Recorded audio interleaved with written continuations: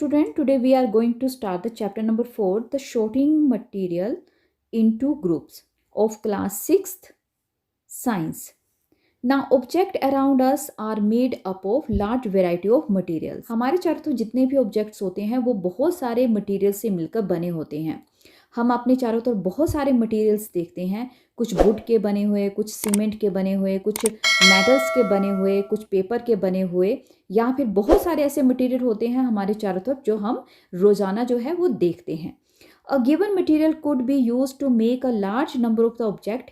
It is also possible that an object could be made of a single material or of the many different type of material. कोई भी material अगर हमें दिया जाए तो हम उसमें से बहुत सारे लार्ज नंबर ऑफ ऑब्जेक्ट जो है वो बना सकते हैं. अब कोई भी ऑब्जेक्ट जो होता है बहुत सारे मटेरियल से मिलकर भी बना हो सकता है या फिर किसी एक सिंगल मटेरियल से मिलकर भी बना हो सकता है. Now different types of the material have the different properties. जो भी मटेरियल्स होते हैं अगर वो डिफरेंट टाइप्स से बने हुए होते हैं तो उनकी जो प्रॉपर्टीज होती है वो भी डिफरेंट डिफरेंट ही होगी. ठीक है. अगर हम वुड की बात करते हैं तो वुड को हम किसी भी आयरन रोड के साथ या आयरन मेटल से बना हुआ कोई भी जो भी ऑब्जेक्ट है उसके साथ हम कंपेयर नहीं कर सकते हैं क्योंकि वुड की जो प्रॉपर्टी है वो उसकी अपनी अलग सी प्रॉपर्टी है जबकि मेटल्स की जो प्रॉपर्टी होगी वो अलग होगी.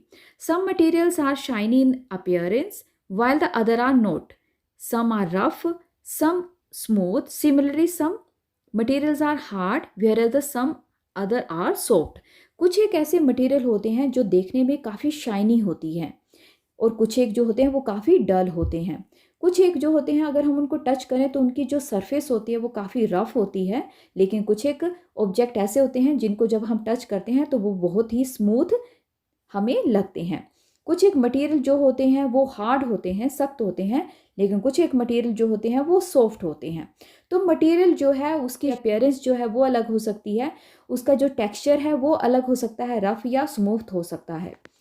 Now some materials are soluble in water where is the some other are insoluble. कुछ एक मटेरियल ऐसे होते हैं जो वाटर में सोलुबल होते हैं. जैसे कि आप शुगर और सॉल्ट की बात करें, अगर हम पानी में हम उनको घोलना चाहें तो वो इजीली घुल जाते हैं. लेमन जूस हो गया, विनेगर हो गया या कोई और ऐसा मटेरियल जो पानी में इजीली से घुल जाता है उन्हें हम सोलुबल कहते हैं. कुछ एक ऐसे मटेरियल होते हैं जो पानी में सोलुबल नहीं होते हैं, इसलिए हम उनको इनसोलुबल कहते हैं. फॉर एग्जांपल जैसे कि हम वुड को लेते हैं, अगर हम वुड को पानी में डिज़ोल्व करना चाहेंगे तो ये क्या डिज़ोल्व होगी? नहीं होगी, तो ये इनसोलुबल है. हम सोल्ट की बात करें, जो नमक है आपका, हम पानी में इसको डिज़ोल्व करते हैं तो वो ईजिली जो है डिज़ोल्व हो जाता है. So that they are known as the soluble. Some materials such as the glass are transparent, some other such as the wood and the metal are opaque, some material are translucent. अब यहाँ पे 3 तरह के material आपको दिए गए हैं. एक ट्रांसपेरेंट है, एक आपके पास ओपैक है और एक जो है वो ट्रांसल्यूसेंट है. एक एक करके इन सबको समझते हैं. नाउ सबसे पहले हम ट्रांसपेरेंट की बात करते हैं. ट्रांसपेरेंट वो ऑब्जेक्ट होते हैं जिनसे हम दूसरी तरफ जो है देख सकते हैं या जिसमें से जो लाइट है ईजिली पास आउट हो जाती है. जैसे कि ग्लास, जो भी शीशा होता है, अगर हम अपने घर की विंडो से बाहर देखना चाहते हैं तो हमें ईजिली दिखाई दे देता है और बाहर से जो सूरज की रोशनी होती है वो भी हमारे कमरे में ईजिली आ जाती है. सो डैट जो ग्लास है वो ट्रांसपेरेंट मटीरियल है. इसके कंपैरिजन में अगर हम वुड की बात करें या किसी मेटल शीट की बात करें तो हम उसके दूसरी तरफ नहीं देख पाते हैं. घर में जो आपका दरवाज़ा है, जब आप दरवाजे को बंद करते हैं तो दरवाजे के दूसरी तरफ जो है अगर आप देखना चाहें तो आप नहीं देख पाते हैं. तो डैट मीन्स कि जो वुड से बना हुआ दरवाज़ा है वो एक ओपैक मटेरियल है. वह शीट को अपने आंखों के सामने रखें और फिर उसमें से देखने की कोशिश करें तो हमें कुछ भी दिखाई नहीं देगा. सो डैट जो मेटल है आपका वो भी एक ओपैक मटेरियल है. नाउ ट्रांसल्यूसेंट जो मटेरियल होते हैं वो ऐसे मटेरियल होते हैं जिस तरह से जो है देख नहीं सकते हैं लेकिन कुछ एक हद तक आपको उसमें से दिखाई दे सकता है. जैसे कि बटर पेपर हो गया. आप अपने घर में ये एक्टिविटी कर सकते हैं. एक पेपर लीजिए और उस पर कुछ एक बूंदे जो है ऑयल की डालिए और उसको ऑयल को उस पेपर पे पूरी अच्छी तरह से स्प्रेड कर दीजिए. जहाँ पे ऑयल गिरा हुआ होगा वहाँ से अगर आप देखने की कोशिश करोगे तो आपको ईजिली जो है कुछ एक हद तक दिखाई देगा. तो ये जो पेपर है उसे हम ट्रांसल्यूसेंट कह सकते हैं। बटर पेपर भी ऐसा ही होता है। कुछ एक ग्लासेस ऐसे आते हैं जो काफ़ी ज़्यादा ट्रांसपेरेंट नहीं होते हैं बल्कि ट्रांसल्यूसेंट होता है कि उसमें से कुछ एक दिखाई देता है। Materials are group together on the basis of the similarities and the differences in their properties. जितने मटेरियल्स होते हैं हम उनको उनकी सिमिलरिटीज़ के बेस पे ग्रुप अप करते हैं या फिर उनके डिफरेंसेस के ऊपर जो है हम उनको ग्रुप अप कर देते हैं। Things are grouped through the conventions and to study their properties. अब किसी चीज़ को मटेरियल को हम ग्रुप क्यों करते हैं? ताकि हम ईजिली जो है उसको स्टडी अप कर सकें। उसकी जो भी ग्रुपिंग होगी उससे हमें पता चल जाएगा वो किसके सिमिलर हैं या किसी से वो डिफरेंसेस रखते हैं। Materials are classified based on their properties like the appearance, hardness, solubility, floating, transparency, conduction of the heat, state of matter, conduction of the electricity, attraction toward the magnet. And जितने भी materials होते हैं उनकी जो properties होती है वो अलग होती है। उनके अपीयरेंस कैसी है, वो शाइनी है या डल हैं। हार्डनेस कैसी है, सॉफ्ट हैं या फिर बहुत ही ज़्यादा वो हार्ड हैं। उनकी सोलुबिलिटी कैसी है, सोलुबल हैं वो वाटर में या फिर इनसोलुबल हैं।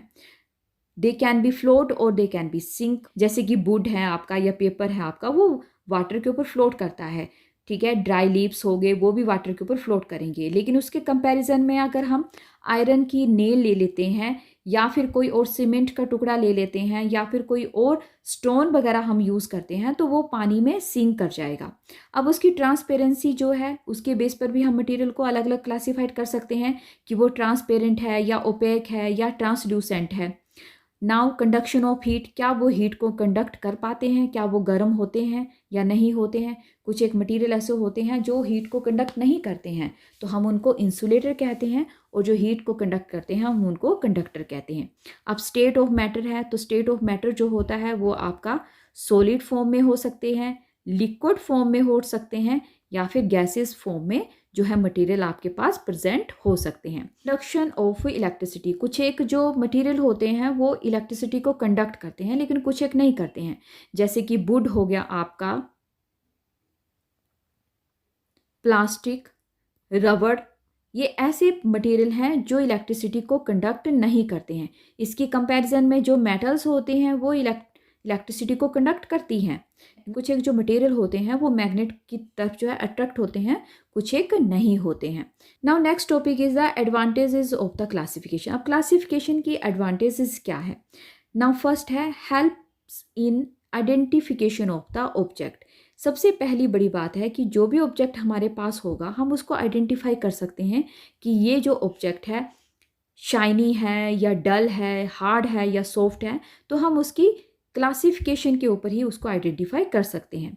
Second one is the help in the sorting of the object. जो भी ऑब्जेक्ट होगा हम उसको शॉर्ट आउट कर सकते हैं कि वो सॉलिड है, लिक्विड है या गैसेस फॉर्म में है, या फिर उसमें जो है ये सारी जो प्रॉपर्टीज़ हमने अभी ऊपर पढ़ी हैं क्या उसमें से कोई प्रॉपर्टीज़ उसमें आती हैं या नहीं आती है। Now third one is the help locating things. Locate करने में हमें क्लासिफिकेशन जो है हमारी हेल्प कर सकती है। Now make study of the different object easy and the more meaningful rather than the studying each other separately.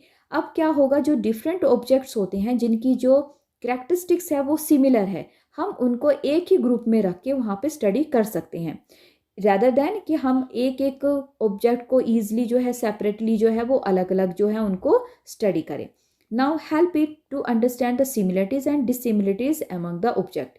जितने भी ऑब्जेक्ट हमारे पास होंगे उनके एक दूसरे के साथ सिमिलरिटीज क्या हैं या डिसिमिलरिटीज क्या हैं, हम इसको भी ईजिली अंडरस्टैंड कर सकते हैं। This is the end of your chapter. This video will be help you to understand the chapter 4th, sorting materials into groups. This is the summary of the chapter 4 and this summary will help you to understand the chapter easily. If you like my video then please subscribe my channel, like and share my channel.